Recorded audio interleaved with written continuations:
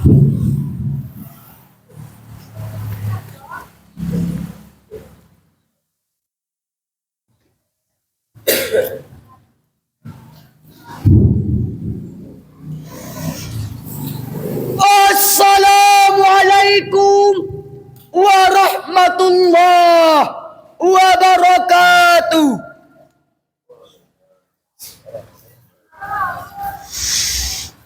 Alhamdulillah, alhamdulillahil baril hadi ila bayani mahya'i rusadi amadda arbaban nuha wa rasama samsal bayani fi suduril ulama.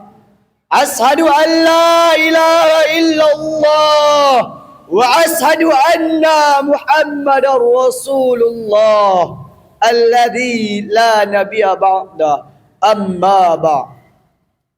Langkah yang pertama di dalam majlis, puji syukur kita panjatkan kehadirat ilahi Rabbi Mudibul Ba'is yang telah menciptakan langit yang berlapis-lapis dan bumi yang begitu praktis.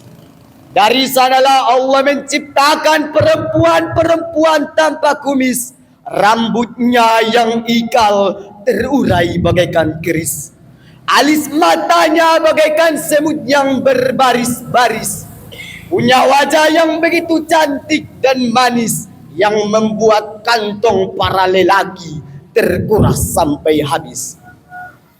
Makanya bagi saudaraku yang laki-laki, hati-hati terhadap yang namanya gadis. Telah sekian banyak pria yang dibuatnya menangis dikarenakan kurang hati-hatinya terhadap gadis. Yang dulunya tinggal di Perancis dan Swiss, sekarang tinggal di Padang Lawas, Desa Siboris, Gang Dinamis, Lorong Harmonis. Yang dulunya makan pakai gula dentis, sekarang tinggal makan buncis. Itulah akibat kurang hati-hatinya terhadap gadis. Langkah yang kedua, di dalam aula sepotong doa yang berbunyi Allahumma salli ala Sayyidina Muhammad wa ala ali Sayyidina Muhammad. Itulah namanya salawat sebagai silat kepada Nabi Muhammad. Orang yang banyak membaca salawat di hari kiamat mendapat syafaat yang diberikan Nabi Muhammad untuk umat yang selalu bersolawat agar selamat, terhindar dari laknat, dimasukkan ke dalam surga yang bertingkat-tingkat, diberi istri bidadari yang cantik dan memikat sebagai balasan yang berlipat-lipat. Demikian kata Pak Somad.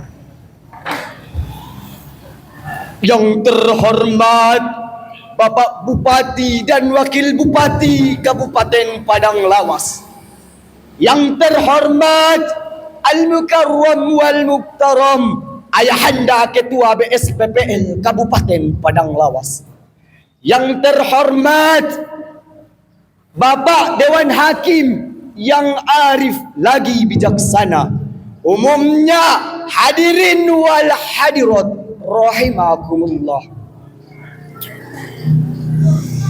Adapun judul tema yang saya bawakan pada kesempatan kali ini tentang menjadi manusia bermanfaat bagi orang lain.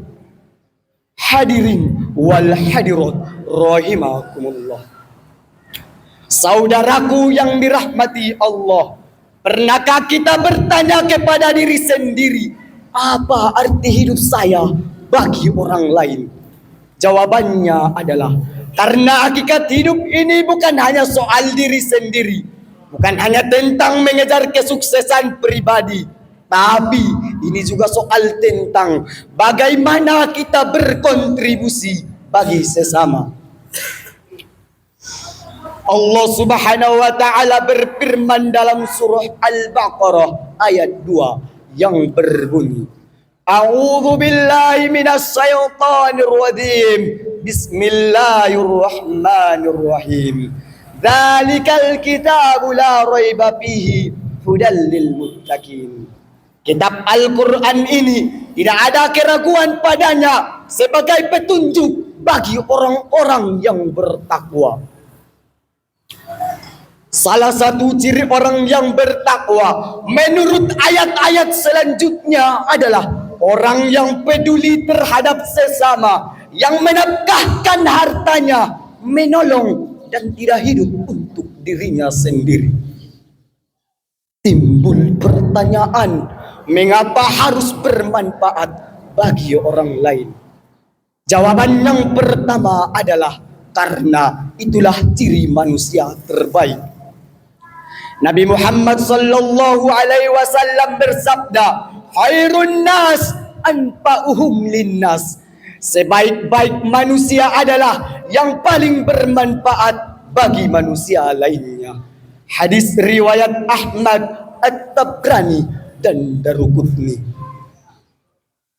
Hadis ini sangat singkat tapi maknanya luar biasa dalam. Nabi tidak mengatakan yang terkaya, yang terpintar atau yang paling terkenal sebagai manusia terbaik, tapi yang paling bermanfaat. Berarti apapun status kita, pelajar, mahasiswa, karyawan, bahkan ibu rumah tangga, semua bisa menjadi manusia terbaik asal bermanfaat bagi orang lain.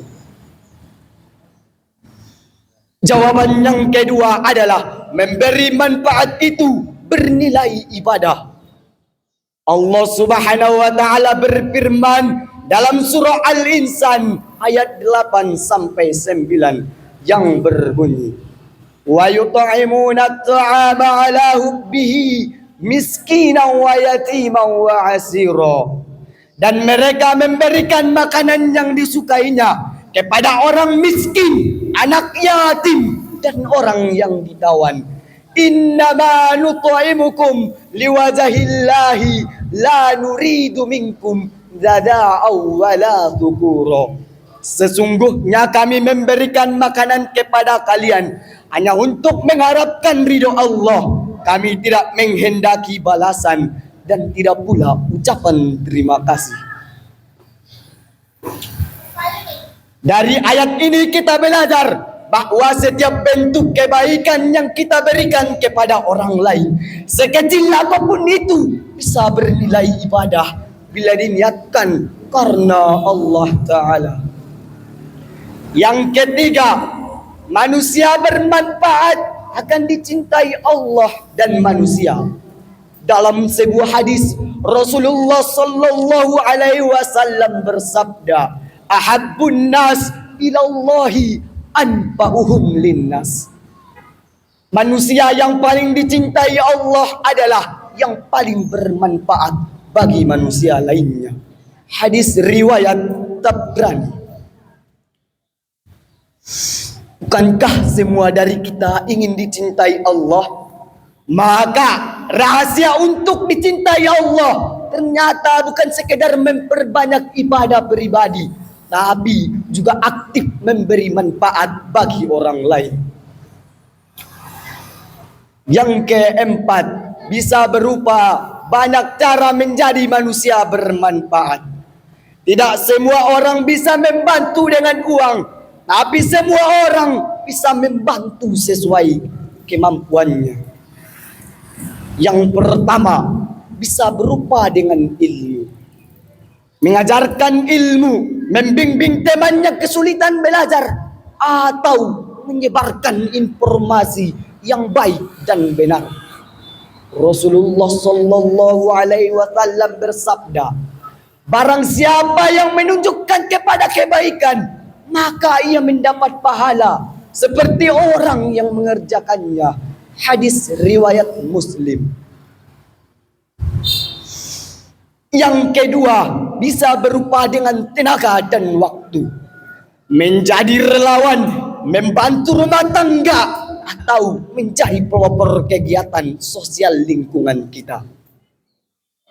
Yang ketiga, bisa berupa dengan akhlak yang baik, menebar senyum, berkata jujur, sopan santun, tidak menyakiti, dan menjadi teman yang dipercayai.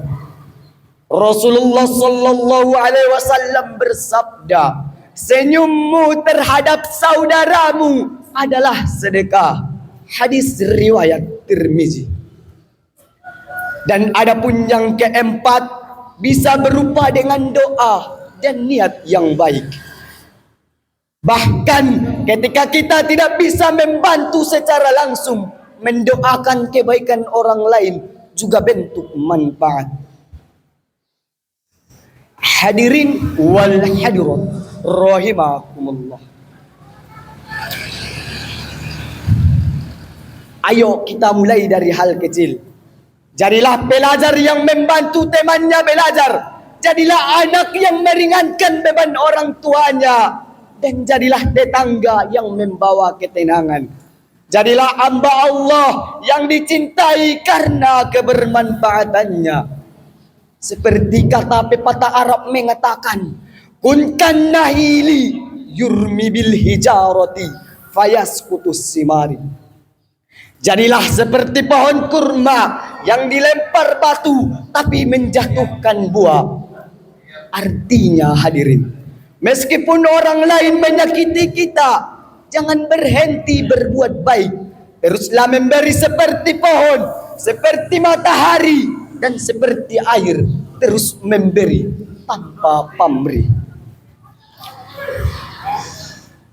Dan adapun kesimpulan yang dapat kita ambil dari pidato singkat ini adalah, mari kita membiasakan diri.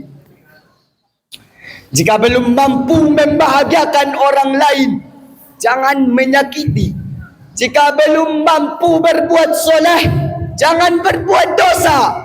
Jika belum bisa memberi manfaat, jangan memberi mudarat. Jika belum bisa mengingat kebaikan orang lain, lupakan keburukannya.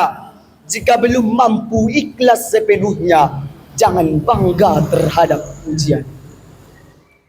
Maka mari kita jadikan hidup ini bernilai kebaikan, kebermanfaatan, dan keteladanan. Semoga Allah menjadikan kita termasuk orang-orang yang bermanfaat, orang yang keberadaannya dirindukan, bukan dilupakan, yang kebaikannya tetap dikenang meski jasad telah tiada. Ya Allah, ya Tuhan kami, jadikanlah kami orang-orang yang memberi manfaat sebanyak-banyaknya dan tidak menjadi beban bagi sesama. Di atas bukit tupai melompat, di bawahnya pulau pandan. Jika hidup penuh manfaat, itu tanda menuju kebahagiaan. Burung merpati terbang ke awan, hinggap di lahan pohon yang rindang. Siapa memberi manfaat kepada kawan, pahalanya mengalir sepanjang zaman. Wabillahi taufiq wal hidayah. Assalamualaikum warahmatullahi wabarakatuh.